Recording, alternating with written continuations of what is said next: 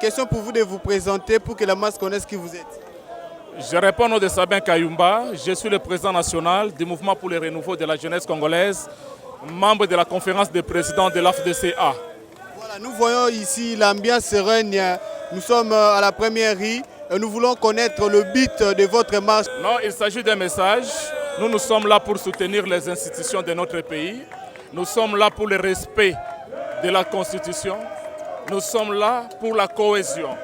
Nous sommes là pour l'unité, pour la solidarité aussi, pas seulement avec ceux-là qui vivent à Kinshasa, c'est sur l'ensemble du territoire national, et beaucoup plus aussi pour nos frères et sœurs qui sont à l'est de la RDC, qui jusqu'à ces jours, qui continuent à accroupir avec les crépitements des balles et tout ça. Donc voilà notre objectif, donc le respect des institutions. Nous sommes là pour soutenir nos institutions. Non, nous on ne réclame rien, nous lançons juste un message. Nous sommes pour le respect des institutions. Nous sommes pour le respect de notre Constitution. Nous voulons que les choses se fassent selon les prescrits de notre Constitution. Les FCC, d'abord, au départ, c'est une plateforme de la population congolaise. Et vous savez d'ailleurs, nous, son Excellence Joseph Kabila Kabange, qui est notre autorité morale, ne nous a jamais appris à détruire, mais nous a appris plutôt à construire. C'est pourquoi vous voyez que nous sommes toujours disciplinés. Même la manière dont nous sommes en train de lancer notre message, nous le faisons dans le respect des lois de la République. Et le FCC, c'est une grande machine. Vous-même, vous êtes en train de voir. Nous sommes majorité au Parlement et nous sommes majorité dans la population. Nous sommes arrivés à la fin de notre interview. Votre mot de la fin? Non, ce que nous demandons, nous en tant qu'AFDC alliés, nous soutenons les institutions de notre pays et nous voulons que les choses se passent selon les prescrits de notre Constitution et le respect de la Constitution. Merci.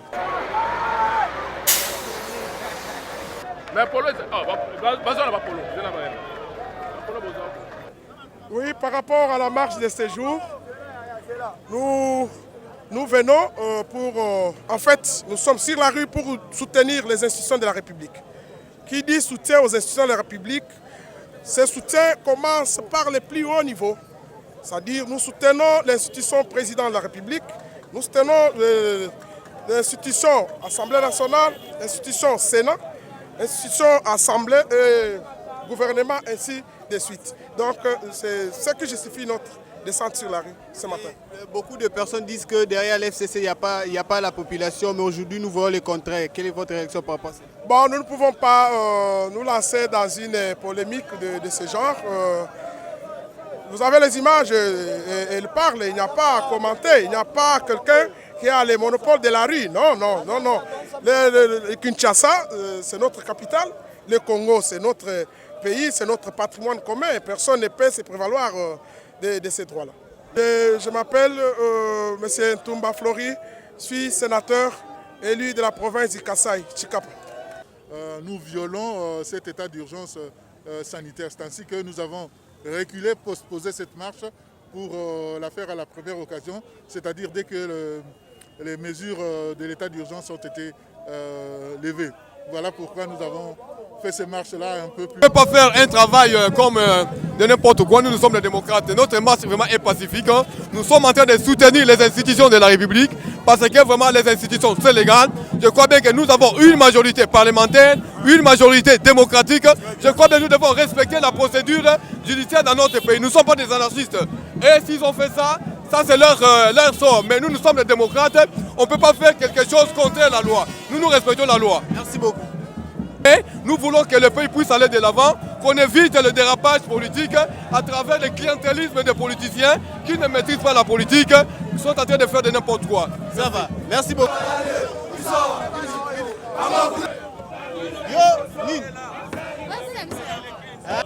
Je crois que vous constatez vous-même que le Front commun pour le Congo est un grand regroupement politique. Il a mobilisé tous ses membres. Nous sommes en train ici de marcher pour soutenir les institutions et soutenir la Constitution pour la paix dans ce pays. Oui, merci. Bon, à la demande du Front commun pour le Congo pour que tout temps soutenir l'institution à Bisso. L'institution à Bisso est stable. Nous allons soutenir la constitution à Bisso. Nous allons soutenir la coalition à Bisso entre FCC et Nakash. Merci. Merci.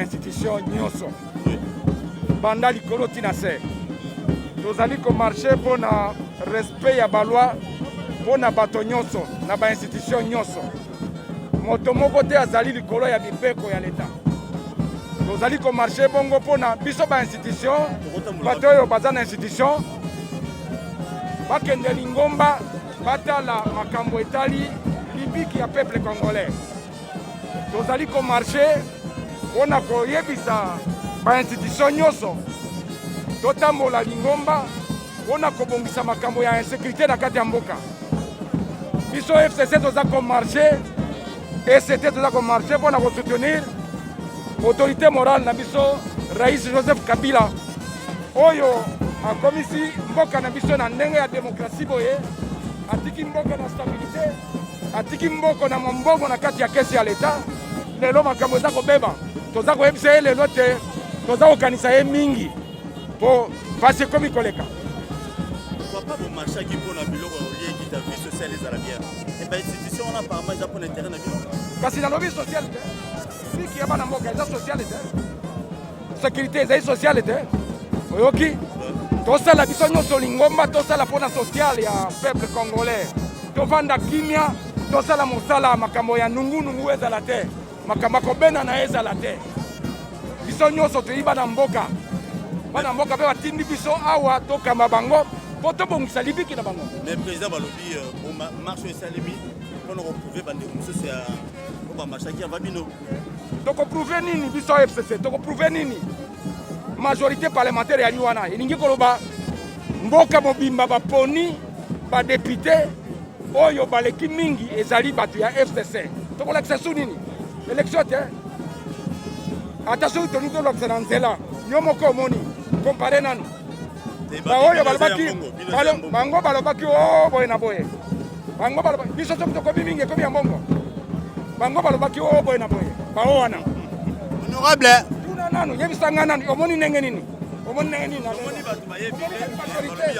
honorable mbongo ngai moko nenda mbongo honorable batuna ngai na bani na bango na ndako baye na mbongo honorable bayike balobaka ke FCC bato baza te mais atomoni le contraire mais kasi le contraire te peuple congolais ponaki na 2019 2018 majorité parlementaire yango ozomona te omoni bato te peuple congolais bato nyonso bavotaki ezali te mpo biso toblingaka kobombe batolo te ke towana popularité te omoni yango ye moko na kati ya kine bongo tuna sikoyo na kati ya bamboka na biso ya province mawa trop petit na ngai awa basali marche awa na baprovince marche yali te baprovince ekoya malembe comprendre moni toa calme bitumba te mobulu te calme marche ya bato batanga toa calme biso bato ya FCC toa très discipliné tala kaka merci beaucoup Noura masque banini distanciation merci voilà mais na moni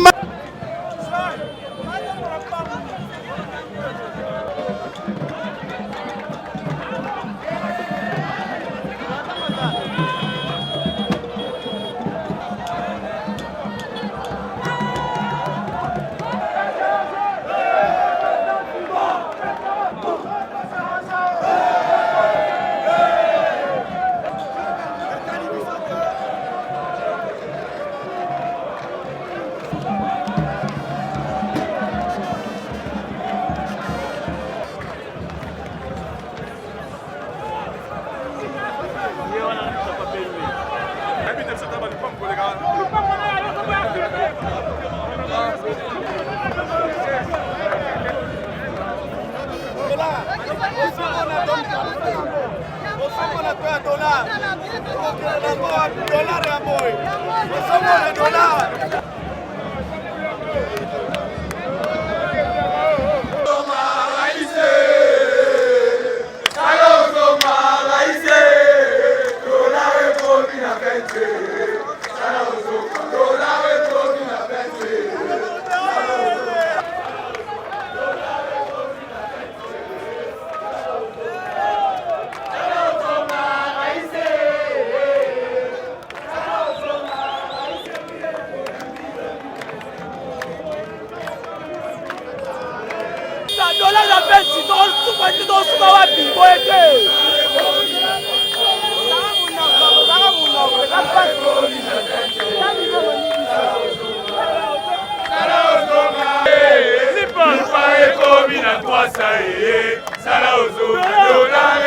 na fete sala ozonga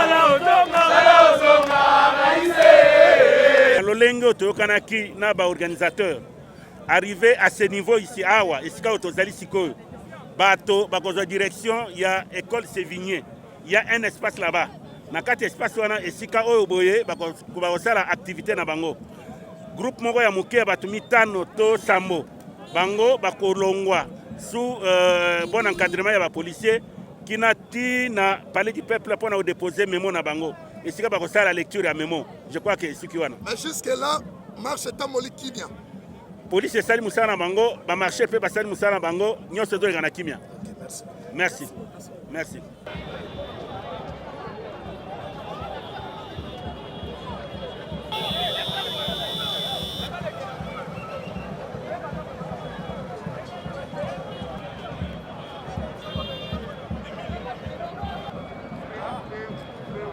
Mbote na bino balandi ya Suka TV KN ndenge tomesana koyebisa bino ke toyaka na source mpona kopesa bino bainformation ezali vrai.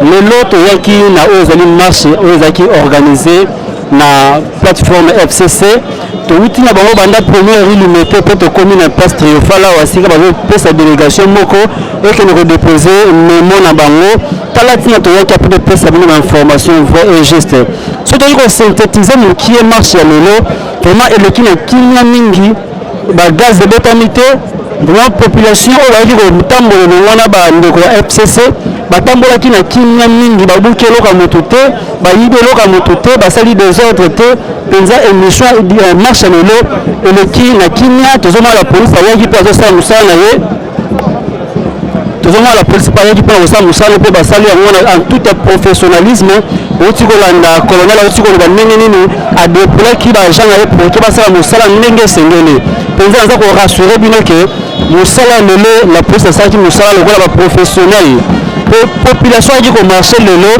baza koréclame te dola réserve ya komata baza kodeklare te lipe ya 200 ezalaki 200 ekomi 300 francs yango ezalaki ntina ya marche na bango mpe mpona kosoutenir ezali bainstitution ya mboka vraiment tozona bango nano elongo na kati ya émission ya lelo mpenza bokolanda intégralité ya marche ya lelo tokobana bino elongo à tout à l'heure tozomarche lelo mpona kosoutenir bainstitution d'abord ya mboka na biso toboyi mobulu toboyi désordre yango moni nanu marche na biso eza sans totumbi pine te tobuki paraprise ya mutuka te nini te toza calme tozomarche mpo tosoutenir bainstitution na mboka na biso toki toloba boye yo soki oza na présidence na yo kuna ozonome binomanoma na yo kuna kositaka moninga na yo mpo ezali coalition eza te ke olamuki onome bato na yo te boye te toboye eloko wana nde toboyaki na Mobutu dictature toboye dictature wana eza coalition soki ozonome bato na yo konsistaka moninga na yo nanu nalingi nasala boye yo tomona okomiko na babiloko moko ndire Mobutu dictateur moko boye eloko nalingi naloba yango wana susi na ngai eza réussite te réussite ezali nsala ya population esili oyo ezali mobilisation pour interpeller population interpeller baautorité ke bainstitution oyo tozwi oyo ezokomisa baprésident ya sika oyo ezokomisa bato badepute il faut tobatela yango tozwi yango na pasi mpenza donc soki tozoyeba yango te eza malheureux donc tomarche mpo na yango kaka oui bazala dynamique basala confiance na bakonzi na bango bokonzi nyonso ozomona awa aa mokonzi ya mandat bokojuge bango après 5 ans voilà nakambo na biso soki moye ezali china kambo azonga na ye po boye dola 21 000 dola na RDC 21 000 ata kutongo faci eloko te échantillon faci eloko te échantillon yango tomarche mpo na Congo dola 10 dola 21 000 10 dola 21 000 faci eloko te échantillon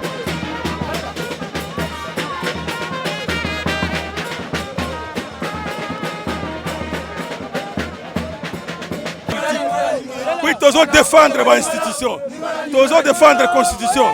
Toboyi, inflation, toi, dollar réseau chaque jour.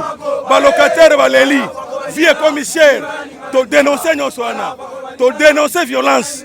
todénonce koboma bato pamba tolingi démocratie tolingi mpe barespecte bainstitution na biso ya république ya démocratie. Merci beaucoup. Merci beaucoup.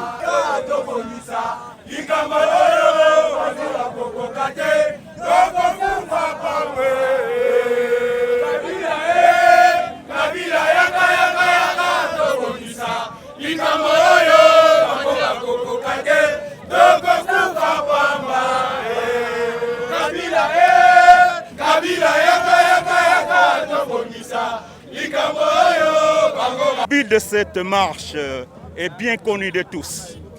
C'est connu de tout le monde qui aime la République démocratique du Congo. Nous disons non à la fragilisation des institutions de la République démocratique du Congo. Nous disons non au népotisme, à la dictature qui élise maintenant domicile dans ces pays. Nous voulons la paix dans ces pays. Nous voulons la cohésion nationale. Nous disons non au tribalisme. Voilà. Donc, si nous marchons aujourd'hui, nous voulons que les institutions de la République, à savoir les présidents de la République, les parlements, les gouvernements, les cours et tribunaux, puissent fonctionner selon le respect de la constitution de notre pays. Mais ce que nous voyons maintenant, on est en train de fragiliser toutes les institutions de la République.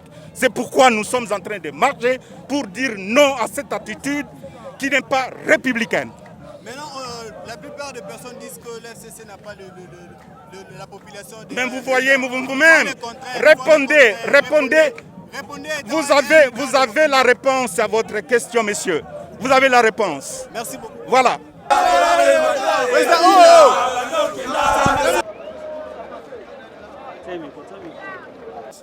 Et nous voulons connaître le but de ces marches. Mais vous le connaissez bien, ça a été bien médiatisé. Nous soutenons les institutions de la République. Oui. Donc il n'y a aucune institution qui peut mettre fin à une autre. Que ceux qui ont le rêve de dissolution de l'une ou l'autre cessent ce rêve-là. Okay. C'est juste ça. Plusieurs personnes disent que derrière l'FCC, il n'y a pas la population. Mais aujourd'hui, nous voulons le contraire. Votre réaction? Mais effectivement, ceux qui disent que les députés de l'FCC ont été nommés, ils doivent voir seulement qu'ils ont les électeurs. C'est très clair. Okay. Nous sommes en train de soutenir toutes les institutions du pays, en commençant par la République. Nous commençons aussi par la présidence d'autres institutions. Nous avons l'Assemblée nationale, nous avons le Sénat et le gouvernement et tant d'autres. Nous, en tant que membres du FCC, aujourd'hui, nous sommes debout pour soutenir toutes ces institutions dans le calme, dans la paix. Et voilà, c'est ça. En fait, beaucoup de la population disent que derrière l'FCC, il n'y a pas la population. Quelle est votre impression par rapport à cela? La population, c'est la démonstration. Oui. Bon, chaque parti aujourd'hui a montré de quoi il est capable. Oui. Vous avez vu vous-même que le FCC est là et le FCC s'impose. Oui. Voilà. Vous avez vu vous-même ce qu'il y a aujourd'hui. Mon frère, ça ce n'est pas la population, c'est plus de 80 millions de personnes qui sont sur la route aujourd'hui. Moi d'ailleurs les journalistes m'ont dit que c'est pour la première fois que le FCC puisse marcher. Et donc vous avez compris que c'est une marche qui a l'avantage d'être sans moto, vous n'avez pas vu une motard, des deux. C'est une marche où il n'y a pas de casse, pas de pillage. Nous marchons pour faire passer un message, celui du soutien aux institutions de la République. L'autorité morale du parti, son Excellence Agema Tembo, nous a demandé de soutenir la marche, de nous impliquer pour soutenir la réussite de la marche. Et vous avez vu combien la NADEC a fait carton plein. Et je pense que ceux qui pensent qu'il n'y a pas eu de population, ils peuvent eux-mêmes constater la masse populaire qui a envahi aujourd'hui les boulevards triomphal. Je pense que c'est une réussite. Merci beaucoup na motuna opposé. Topé na motuna na yo. Soromoni population et envahir triomphal. Topé na sendwe oyo. Ezali pour na raison moko kaka. Les peuples congolais, la jeunesse congolaise a déterminé ya ko soutenir l'institution ya mboka. tant tolobaka ba institution ya mboka mingi bako comprendre te na kata ba institution ya mboka ba nini ezali na kati. Tant tozo ba institution ya mboka tozomona institution président de la République oyo tozali na président Félix Antoine Tshisekedi Tshilombo. Na sima nango tozali ko soutenir parlement na kata parlement tozali na Sénat na Assemblée nationale. Tozali lisusu ko soutenir gouvernement oyo ezali ko sala ete mboka na biso etambola malamu et puis na suka tozali na cours et tribunaux. Soki ba institution ya mboka esimba bi malamu te tolingi yango te mboka yokende liboso te. Yango wana grande famille FCC autorité morale na biso ezali Joseph Kabila Kabange papa na biso asenga kito bimalelo to soutenir ba institution ya mboka biso parti cher à l'autorité morale AG Matembo Toto tolobaki toko kozala indifférente na activité ya munene oyo famille politique ezali ko organiser yangana bomoni ba drapeau tozali accompagner na secrétaire général na biso na la coordinatrice nationale ya Ligue des femmes na ngai mo coordonnateur ya Ligue des jeunes tozali ko prendre part active na cérémonie oyo marche pour que tout s'approprie na ba institution ya mboka to linga Congo parce que c'est le seul dénominateur commun.